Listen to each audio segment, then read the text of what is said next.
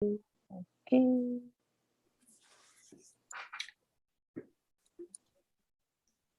Okay, we're set. Both going. All right. This is the October 20th, 2021 regular meeting of the Danbury Planning Commission. We're holding this meeting on a web-based hosted through Zoom in accordance with the directives from Governor Lamont. Let's see. Let's see here. We'll start with the roll call. Okay, Mr. Fernaldi is not here. Ms. Hofstetter. Present. Mr. Keel. Here. Mr. Salvain is absent. Mr. Haas Present. and Mr. Rims is absent. Mr. Haas, would you sit in, please, for Chairman Fernaldi? Yes, I will. Thank you. Okay. First order of business are the acceptance of the minutes of the October 6th meeting. If there should be available to everyone on the commission. If there are no omissions or corrections, I would accept a motion for approval. So moved. Second. Okay. Motion moved and seconded. All in favor, please say aye. Aye. Opposed? Motion passes. The next regularly scheduled meeting in the planning commission is November 3rd. That would be the day after elections. There are no new public hearings tonight, so we would go directly to continuation of previous public hearings. The item of Najane Plaza LLC, application for special exception, revised site plan approval to permit storage of concrete aggregate or manufacture of concrete and concrete products, storage of bituminous product, storage and sale of building materials, and storage of construction equipment. Najane Pool Industrial Site in the IG 80 zone, 44 Payne Road, property N12004, special exception, Mr. 776. Is there anyone wishing to speak in favor of this application? Mr. Chairman, Ward Mizuko here on behalf of the applicant. We ran through the project pretty briefly last time. I'll try to do the same tonight just to refresh your memories one final time. And then we can spend a few minutes on the site plan so that the commission can get up to date with the very latest changes. If it's okay with the chair for me to share my screen, I will pull up Joanne, I guess I don't think I'm allowed to share now. Okay, thank you. Okay, so the application for Najane Plaza, 44 Payne Road. Again, you remember where this is, the yellow property just below the Jehovah's Witnesses and next to another industrial site, which we'll see more of later. This is the Najane property here. You can see it's well screened on the north, screened along the road. The screen is harder to see on the south side, but it is there.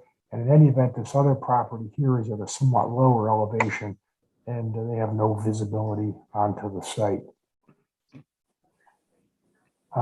This is the existing building, and the proposal is to engraft onto that another structure for a total of 8,000 square feet. There was a prior approval, as the commission knows. Based on that prior approval for an 11,000 square foot building, The applicant installed screening, the driveway, the sidewalk, and drainage. And the sidewalk is what you see along the roadway here. Those were the improvements designed and built for an 11,000 square foot building that we're trying to continue for the 8,000 square foot building. Picture of the site looking in, of course, and the driveway, which we'll come back to in a minute. Further illustration of the screening as you drive north of the driveway and screening south of the driveway. The yellow line, of course, represents essentially the division between Danbury over on the New James side and Bethel on the Buff Lane side. More of that screening. One of the things we talked about last time was the mountable median for the driveway. And here's a picture of it that I didn't have at the last meeting, but it shows the type of thing that we'll be developing in the field in accordance with the city's wishes. And we are aware that they want a mountable median here. And that's the view to the south with the other property that lies below. So what we're proposing are various permitted uses and special exception uses. The permitted uses include carpentry and woodworking, contractor's office, metal fabrication and sheet metal work, and stone cutting. Special exception uses include storage of concrete aggregates, manufacturer of concrete products, storage of bituminous product, outdoor storage of building materials, repair and construction equipment and vehicles, repair of construction equipment and vehicles incidental to the primary uses. And all this conglomeration of uses are all to serve the Jane pool business and general construction business, which operates from this property. Here's a site plan. And Ralph, do you want to point out the items that are that reflect the latest changes? Yes. Based on the Ralph, you want to introduce yourself for the record? yes, for the record, Ralph Gallagher, professional engineer representing the applicant, Jane Plaza LLC. Based on the engineering's last letter, we modified some grades around the detention,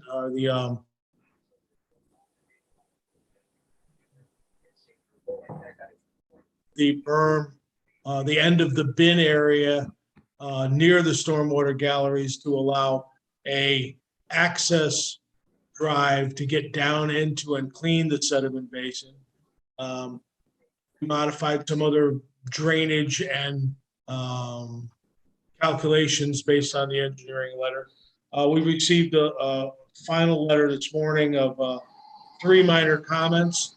Those comments are simply that the grading at the top of this sediment basin near the stone wall is a little ambiguous, but I assure you the grades touch the wall is slightly higher, and where a contour touches a wall, the grade goes away. So that may be the question there. The second one, there's only 3.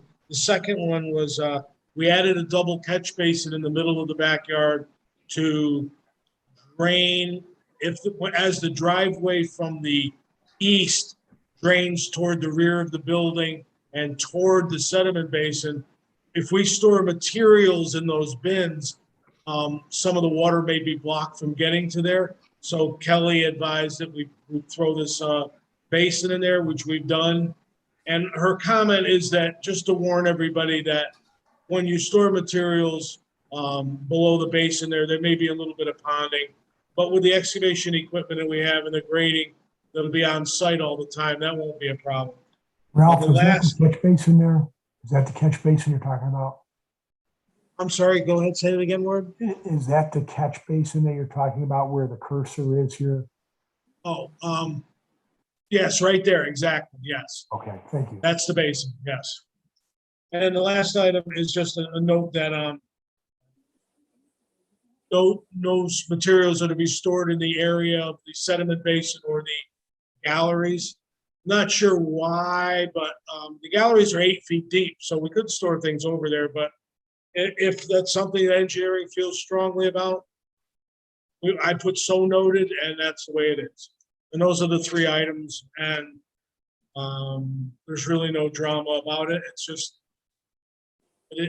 those 3 things, and that's what they are.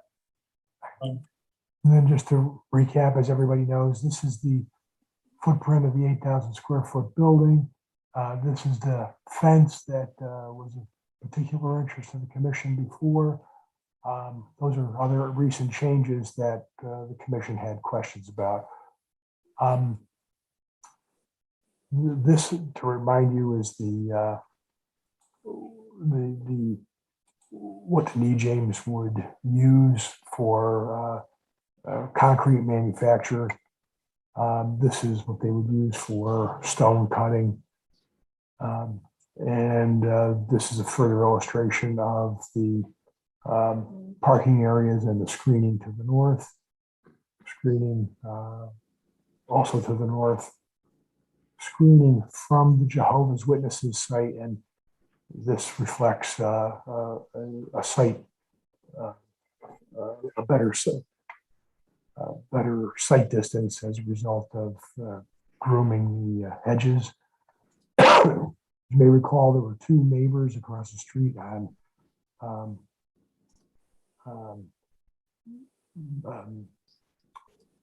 Buff Lane who wrote in favor. This is one of them, and here's the other. Sorry, that got out of order. This is the summary of operations, which was updated as of September 21 in accordance with the latest discussions with the commission and the planning department. The first one you saw was dated May 13, and the changes are reflected here. And finally, you're well familiar with the standards of approval. You're not supposed to emit noise, smoke, glare, odor, or vibration, which will create a nuisance having a detrimental effect on adjacent properties. And we believe that we're not doing that. Noisy activities will take place in the building or at worst behind the building, which is far from any residential uses in particular. Number 2, designed in a manner to be compatible with the character of the neighborhood. Well, as you saw, there's a construction contracting facility just to the south. We're very much in keeping with that. And if you go farther out along Payne Road, as you know, there are other similar facilities. 3, not create conditions adversely affecting traffic safety or which will cause undue traffic congestion. Well, we set the fence back so that tanker trucks, for example, could pull in and be completely off the road. There will be no queuing onto Payne Road. We've improved the sight distance with the clipping of the hedges and we'll have the mountable median so that trucks can enter and leave with with longer radius turns, all of which contribute to traffic safety. And 4, we won't create conditions harmful to the natural environment or which will jeopardize public health and safety. There is an EIC approval for the project. And based on all that, I would respectfully point out that we've met all the requirements of 10C4. The uses are essential to the businesses that the applicant carries on in construction and the pool industries. Most of the infrastructure has already been completed, consistent with the prior approval. A lot of what you see outdoors now will be moved indoors so that the site will overall become more aesthetically pleasing. Storage of materials will be much better defined and screened by the fence. And the property is well screened as a result of the trees that were planted long ago to be screened from neighbors. So that's a quick overview. I'm happy to jump back to any of the slides or the site plan if the commission has questions. All right, commissioners, are there any questions for Mr. Mizuko or other applicant personnel that they've spoken? None? Wow. Yes. All right, I will make final calls. Is there anyone else wishing to speak in favor of this application? Anyone else in favor of this application? Anyone else in favor of this application? All right, is there anyone wishing to speak in opposition to this application? Anyone in opposition? Anyone in opposition to this application? Hearing none, we will move right along. Commissioners, do you have any questions at this point of anyone? I do. I'd like to ask Jen if she's satisfied with the changes the latest changes that have been made. And does she feel that that the engineering department is also satisfied with with how the concerns were addressed? Sure, Helen. So at this point, staff is satisfied with the revisions. All of our concerns have been addressed. I spoke to Kelly Green in the engineering department yesterday, and she said, although there's as Ralph had pointed out, there's 3 minor outstanding comments. The drainage and the design has been significantly improved and meets her general it meets the general satisfaction. I can't say this right, I'm sorry. It meets the engineering department's all their outstanding comments, and it's been designed to their general satisfaction. Despite the 3 outstanding comments, she feels it's been designed to the 25-year storm, and those minor outstanding comments can be easily addressed. And if the commission chooses, they can be conditioned in the approval if that's what the commission decides. Yeah. Okay. Are you also, one other question, Jennifer, if you don't mind? Yep. In terms of the size of the different pieces of equipment, especially the one that does the mixing of the concrete, if I'm sure that the intention right now is to just use that, but if the business grows or whatever, and should there, I guess the bottom line is, should there be any restrictions placed on size of such equipment or some procedure to go through to get to have adjustments made to what we see as the plan right now, if that's the case? That's actually a really good question. And I think early on, I don't remember if it was during this round or earlier in the year, I believe it was discussed, and the applicant said they'd be willing to restrict the size of the machinery. There isn't anything specifically called out, and I guess I'd put that back on the applicant, on the project team, if they'd be willing to provide a size restriction for that equipment, because I think you also have the concrete mixer and then the stone cutting machine were the 2 types of equipment that were specifically noted. So if the team is willing to add that restriction, again, I think it certainly helps in restricting the scope of the project with respect to, if Mr. Nejames sells the property and you have a list of uses that are allowed, we don't want something that is much bigger than what the intent of what's been presented to the commission. So that's certainly a way to protect further expansion of, the manufacture of concrete and, again, the stone cutting. You can restrict that. Ms. Imager, I heard you say several times, if the applicant is willing, or if the applicant is not willing, we can still require it. Yes. I was hoping that the project team would offer, because again, I don't know the sizes of the machinery. So if Mr. Nejame is able to to elaborate on the size and if they'd be in agreement to have that type of restriction. I'd certainly prefer to have that on the record. Well, I think it's important for Tom to answer that question too, Jen.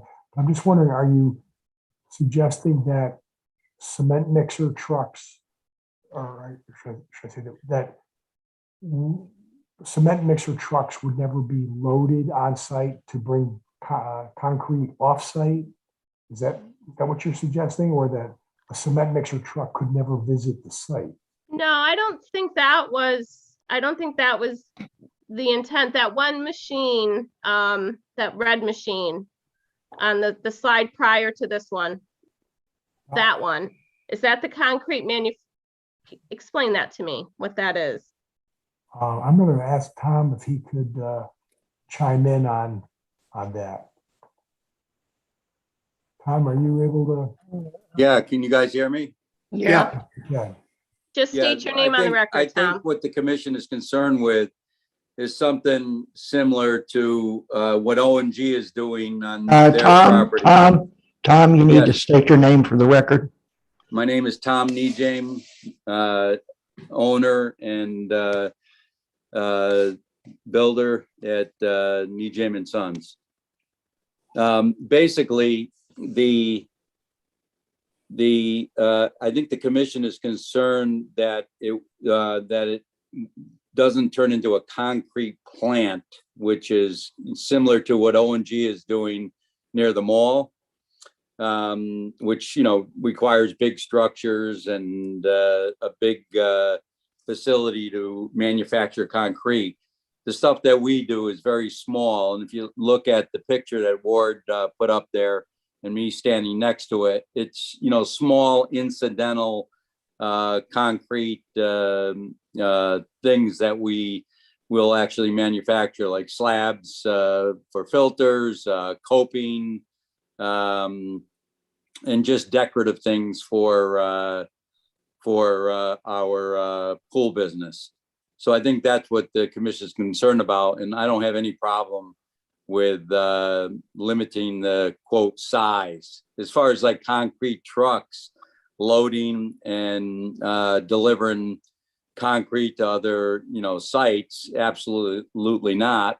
We wouldn't be doing that. However, we're obviously going to have concrete trucks going to the site to build the building out. So I think for the commission's concern, limiting the size is a no-brainer. Again, the other one with the stone cutting Ward. Before we go to stone cutting, Tom, is there a yardage? How would you describe this machine in terms of capacity? Is it I would say it's a 1 yard capacity mixer.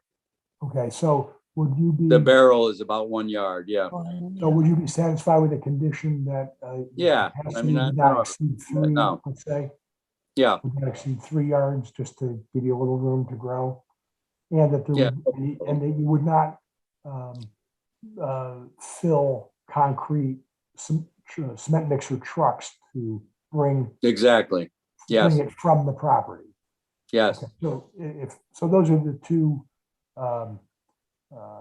conditions of approval that I think might work there, if that's okay.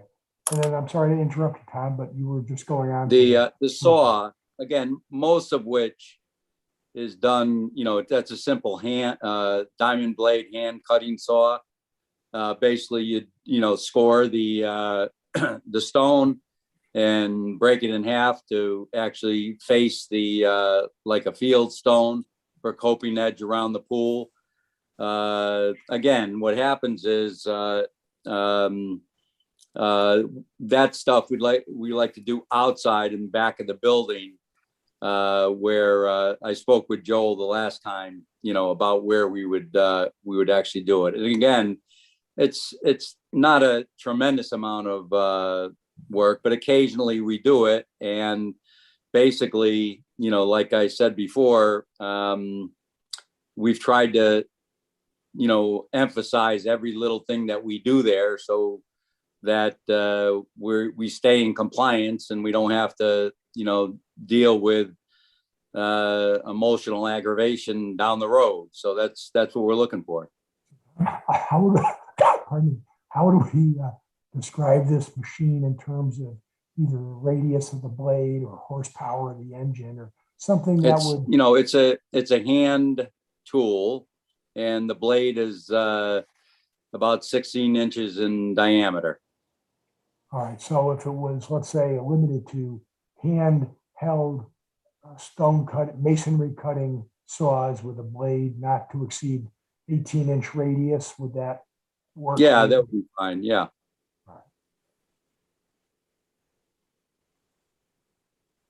Okay. I hope Ms. Hostetter that addressed. Oh, yes.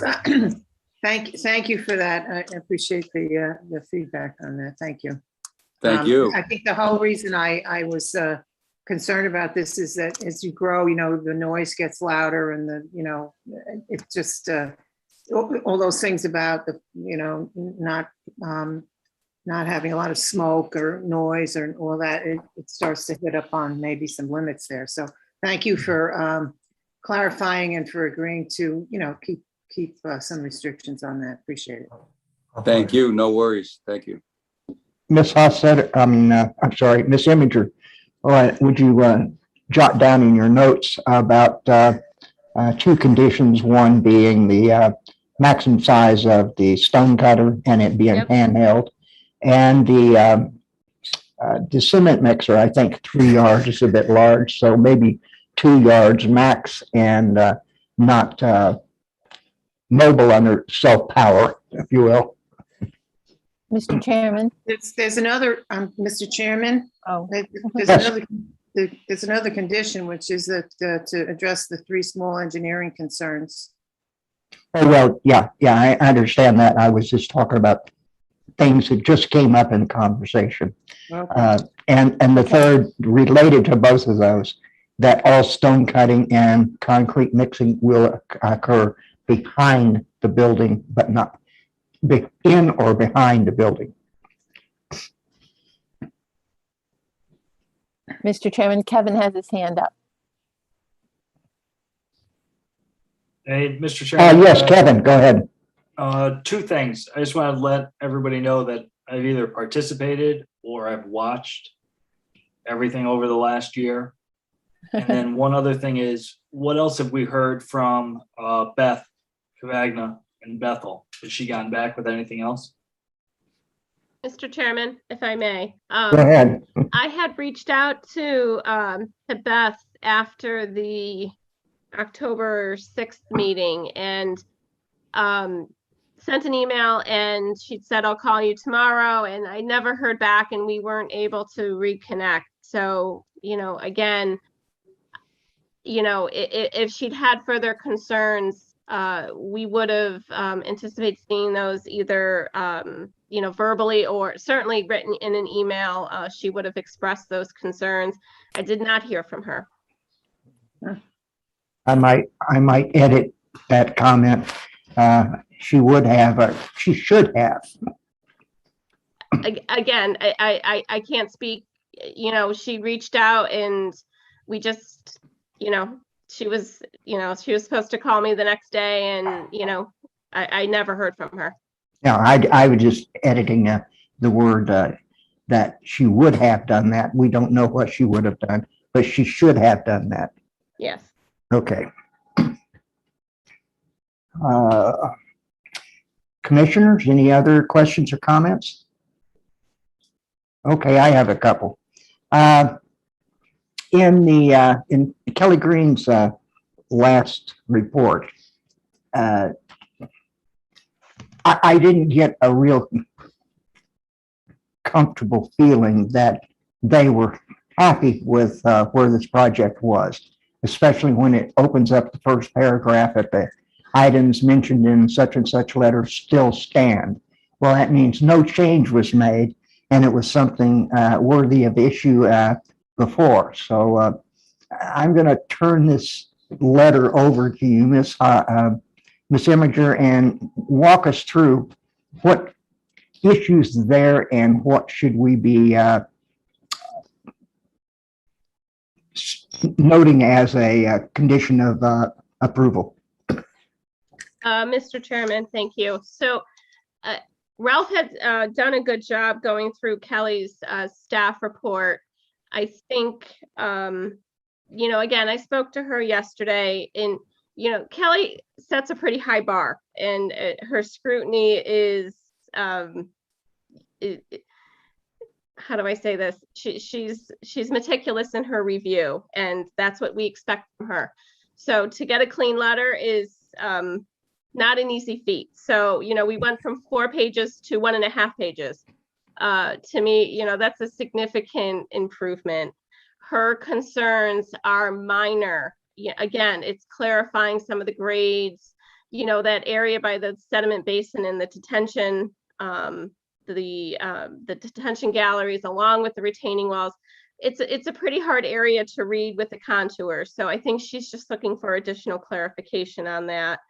And again, it's a matter of, advising the applicant with respect to if there's storage materials in those back bins, that it could possibly block the drainage and there could be ponding. Well, it's an easy fix. You pitch it a certain way so it's pitched the greatest pitch to the catch basin, or if you see some ponding, then you take the materials out and you allow that water to seep through to the basin or to the galleries.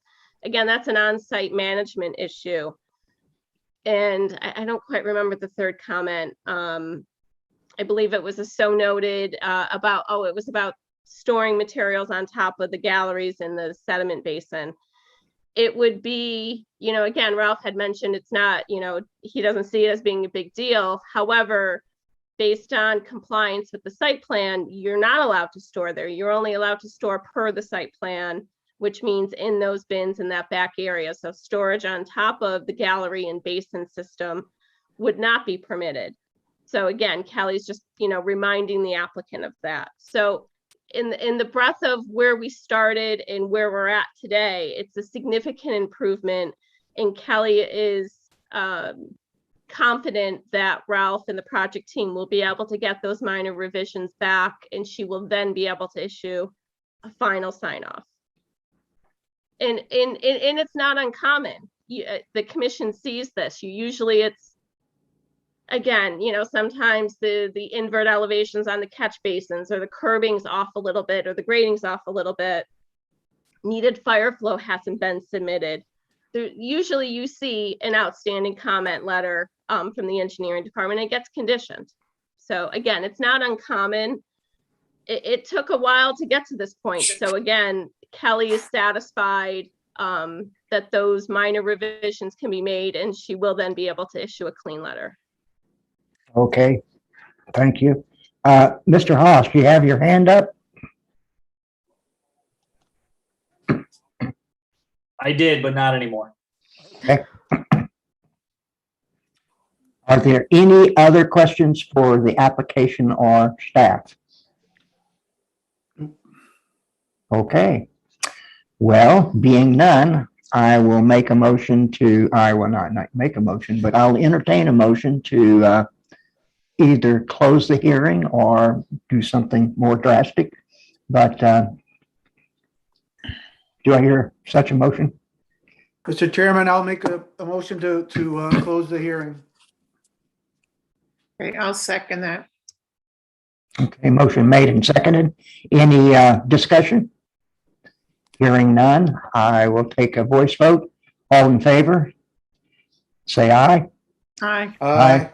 Aye. Any opposed? And any abstains? Okay. This public hearing is closed and no longer subject to input. Ms. Eminger, Yes. would you like us to move this down to other items for discussion? It's up to the commission. I don't know if you want to wait until, you've got Kevin, you have a quorum. You can certainly discuss it. I don't know if you want to wait for Perry and have a discussion at the next meeting.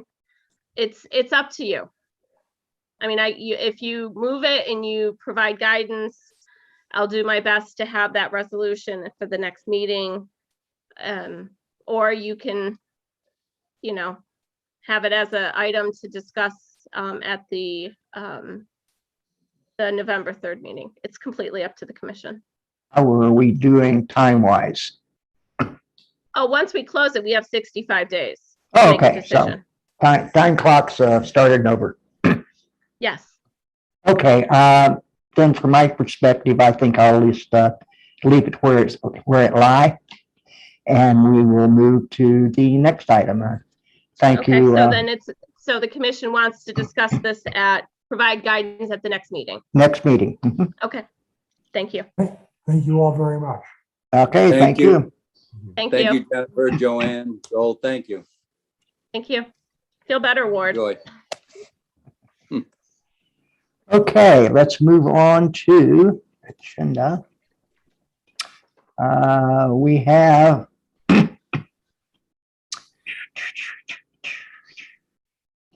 old business, nothing.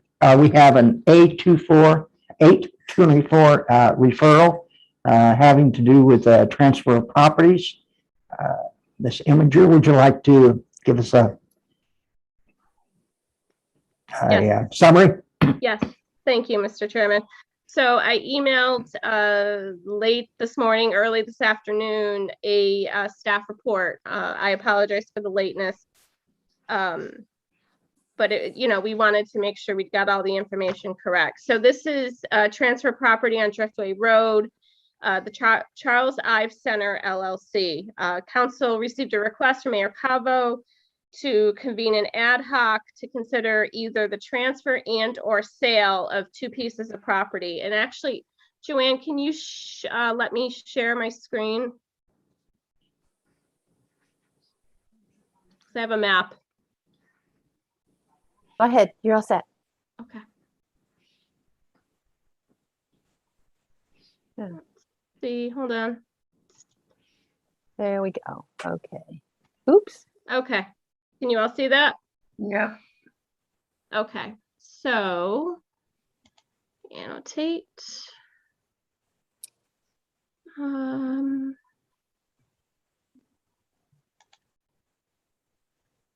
I see it here. Yeah. Yep. These two parcels right here. Yeah.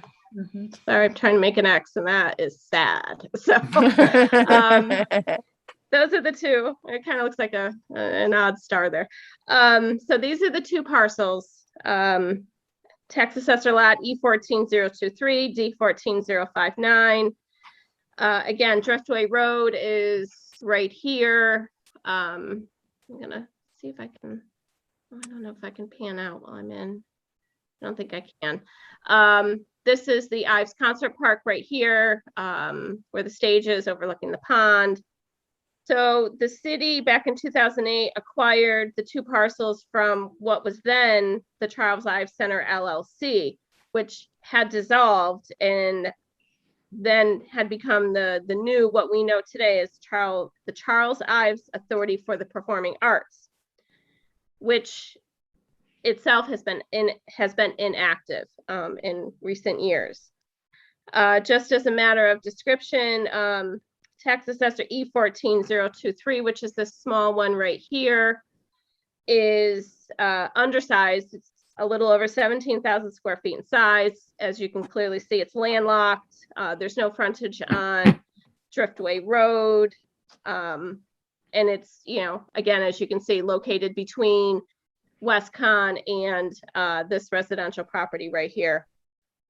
The other parcels, this one, it's a flag lot. You can see this is the access way. The bulk of the lot is back here. Again, access on Driftway Road. Both parcels are located in the RA40 district. They're also in the aquifer protection area, as well as the Lake Kenosha watershed. Municipal water services exist on Driftway. There is no sanitary sewer, so everything is private septic. The Plan of Conservation and Development Land Development Plan map, designates these parcels as single family use. So the question, the questions to consider, again, as in my staff report, are whether the city has any future use of these two individual parcels should the authority be dissolved, which it's not yet, it's just inactive. Or whether if the authority continues to function, is there a substantive difference in the ability of the authority to conduct business if these parcels are either city-owned or state-owned? Again, the question is to consider transfer or selling the parcels to Westcon. So just as it's a long paragraph, but we go into describing, both lots, the value of both lots. E14023 is non-conforming, as I said. Any development, if at all, it's questionable and would certainly need variances as it's an interior lot, has no frontage, and is, as I'd said, undersized. And unless other city departments identify a city use for this landlocked piece, it appears best that it be controlled or owned by an adjacent property owner, because there's really nothing else. You can't really put a house there without certainly a lot of variances to make that happen. And as to tax lot D14059, the flag lot, again, this it's 1.01 acres. It's a legal sized lot. You could develop it provided you can get a septic system in there. But again, the use for city purposes is questionable, and it does abut state land to the south and to the east.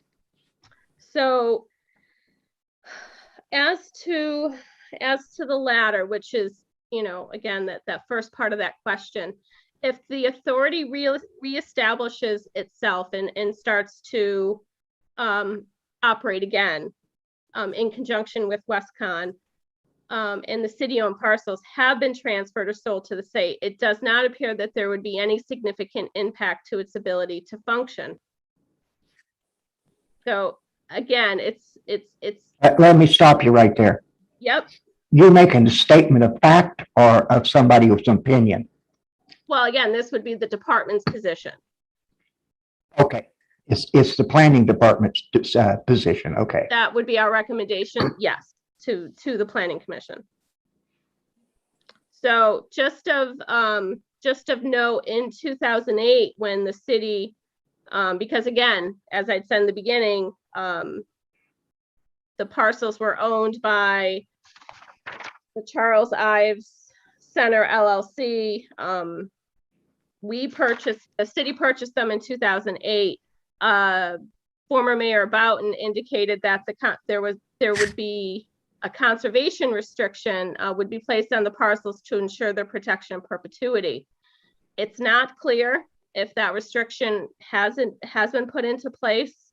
If it has, use of the parcels obviously would be restricted.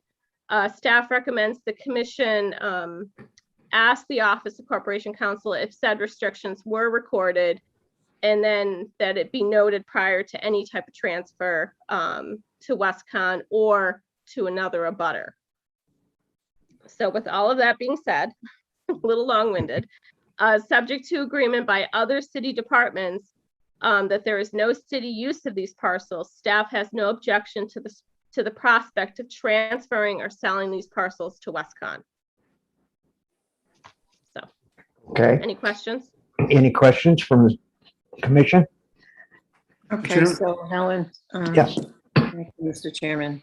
Yes, go ahead, Kellen. Let's I'll see if I can kind of net out what you said, all right? Mm-hmm. So the ad hoc committee is the one that's going to decide whether the city has any use for this or not. So subject to, they have that decision.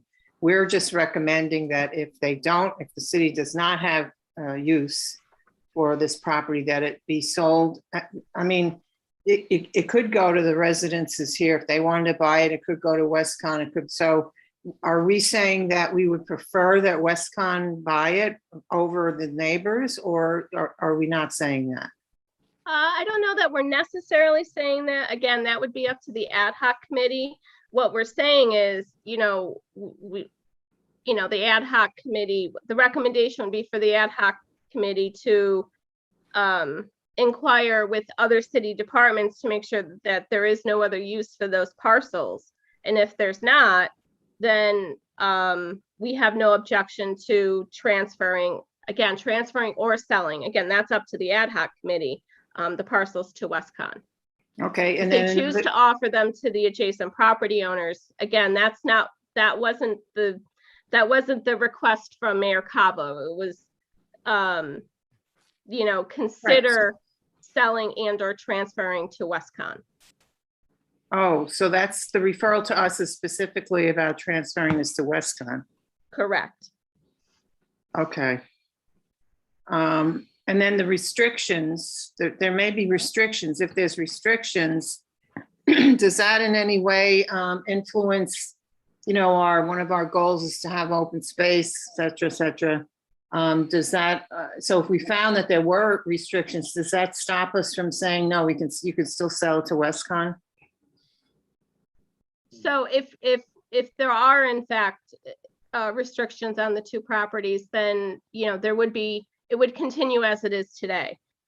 It would mean, you know, that again, I don't know if the conservation restriction exists. I'm not, you know, I don't know what it says as to those restrictions, but I would think it would restrict any development happening on those parcels. But if you, again, as it exists today, there's a walkway through that small parcel, and I think there's an outbuilding that, again, it's accessory, incidental to the concert park on that flag lot. So those would continue. The conservation restriction would, you know, you wouldn't be able to put a building on there. No, but I mean, we could still recommend that we can sell it, that, you know, we have no problem with it being sold to Westcon, even with or without. In other words, we don't have to worry about the restrictions really, even though we do want to clarify if there are any. That's correct. Okay. And if there are, then, you know, we need to certainly convey that. Okay, so the bottom line here is we're gonna have a vote on whether we are okay with us with the city barring, you know, it's up to the ad hoc committee, but we have no problem with if they decide to sell this property to Westcon. I guess that's our focus. Then we have no objection to that. That's really what it comes down to, right? Yes. Okay, and we were gonna have a little thing hanging out on the side here about, we have to find out about the restrictions, just so, you know, that's out in the knowledge realm too. Okay. Correct. Again, a recommendation back to the ad hoc that they do a title search to determine if that restriction exists. Oh, okay. All right. So that's just okay. Thank you. Anyone else have a question? Yes, Mr. Chairman, yes. Yes, Mr. Bob. Chioti. So, so the city purchased these lots from the Ives Center in '08. Is that what I understood? Correct.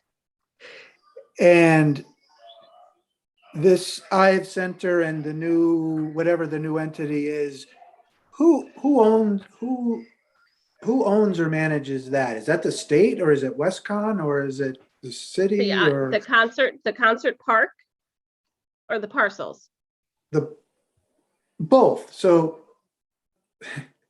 yeah. So the two parcels are city owned. Again, Yep. back in, you know, the Charles Ives, I want to get this right. The Charles Ives Center LLC dissolved prior to 2008. The city then came in and acquired those two parcels. We allow them as part of the, you know, an agreement with Westcon to use those two parcels as part of the concert park. So again, it's a joint partnership with Westcon. It's on Westcon. So the concert park is on Westcon property. The Charles Ives Authority for the Performing Arts, which is, you know, per the city ordinance, it's an authority, is charged with operating the function and operating of the center. Okay. Did I answer that?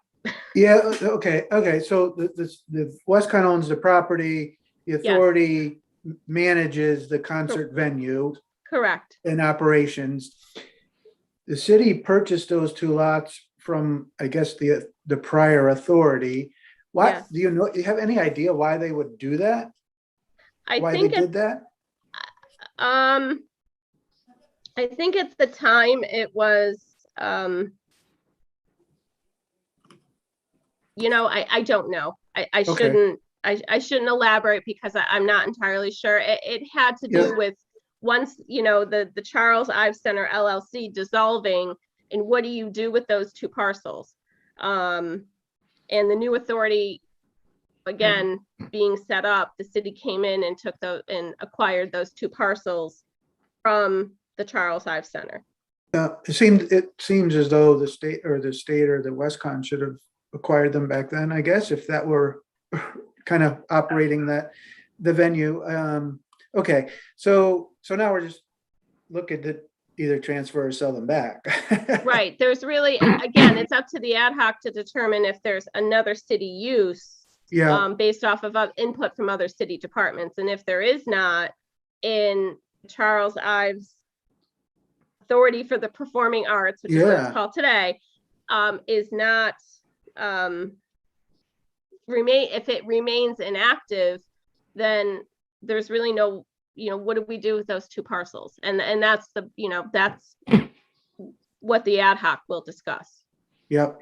And then I thought I heard you say that there are some either buildings or other structures, I guess, on those properties that is used by the concert venue. Just this parcel, there's right here. Can you see that right there? Oh, yeah. It's just a small outbuilding. I'm not Okay. entirely sure what it is. And then one of the walkways goes like right through here. Okay. It takes you kind of around the venue. Yep. Okay. That's all I have. Mr. Chairman, Yes, Ms. Hofstadter. so just to recap then, so this referral, a positive referral means we have no objection to the ad hoc committee, if it so chooses, to recommend selling these parcels to Westcott, right? Correct. Okay. That's it? Anything else, Helen? No, oh, no, I don't have it. Thank you. Okay, any other questions, commissioners? I have a couple of questions, and I don't think you're going to have the answers for me, Jennifer.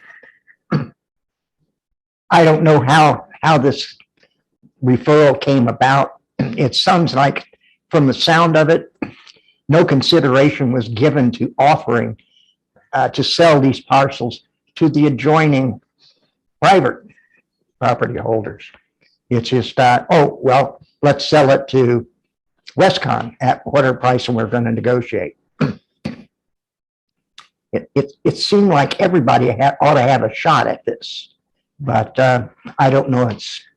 I don't know if it's our position to slap hands and say, make sure everybody has a fair shot at this. You want to comment on that, Jennifer? Again, what we're charged with, the referral that came down from city council, per the letter from Mayor Cavo, was to consider the transfer sale to Westcon. Again, the scope wasn't to offer, to the adjacent properties. That wasn't what was charged to the planning commission as part of the referral. Okay. I think I might have a little problem with that, but maybe it's can be dealt with in wording, as if we give this a positive referral, that we would have no issue with the being offered for sale to Westcon or any other private as long as there's no use by the city.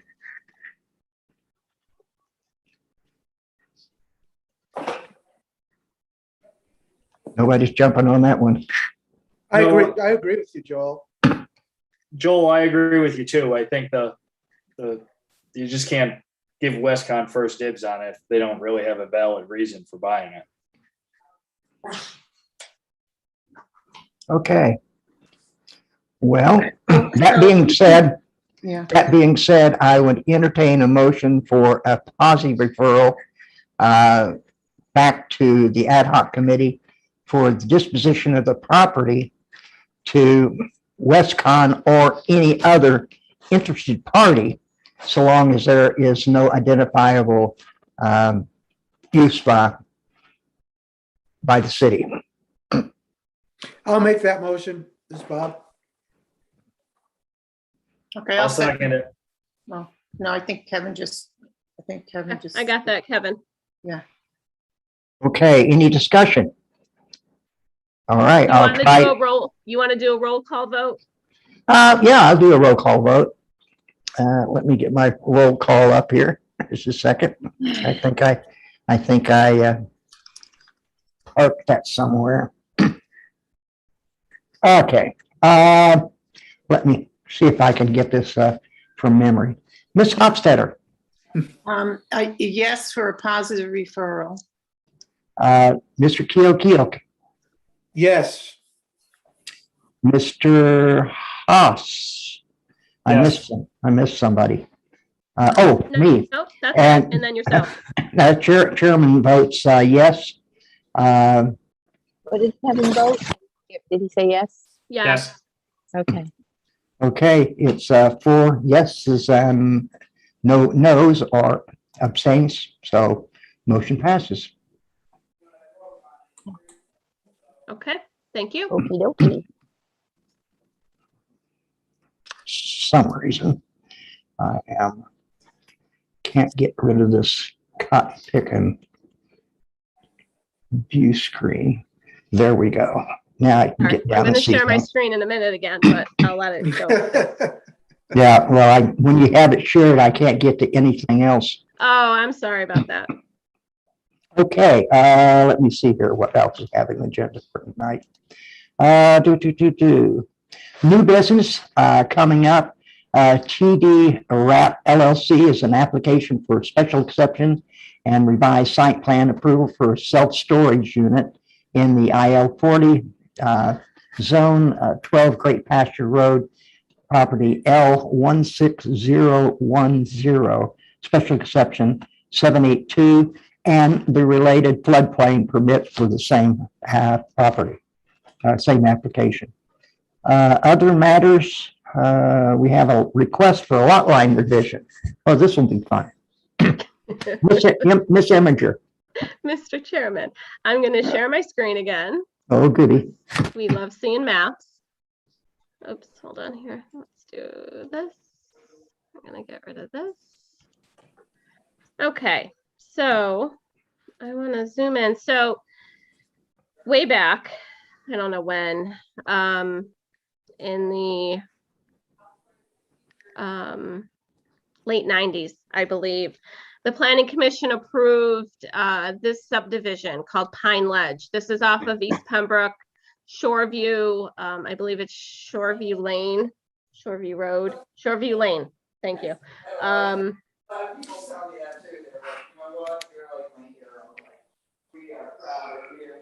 Okay, I think Kevin was talking to somebody. Okay, so anyway, so the subdivision was approved. I think it was 24 lots. So a pretty big subdivision at its time. So everything's been built out. I'm gonna zoom in, and so the cul-de-sac comes around. It's a teardrop. You've got, let me see if I can put this a bit. The 3 lots in question, 16. Hold on, I want to annotate here. 16, can you see my 17, mouse 18, here? 19.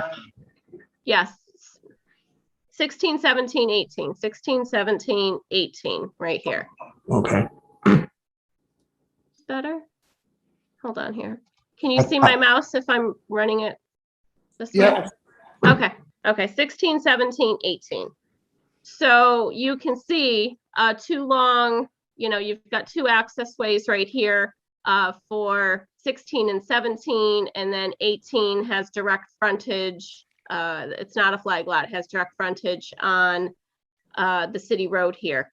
So what the owners of 16 and 17, they're proposing to, did I not bring up the, hold on here. I wanted to bring up the map.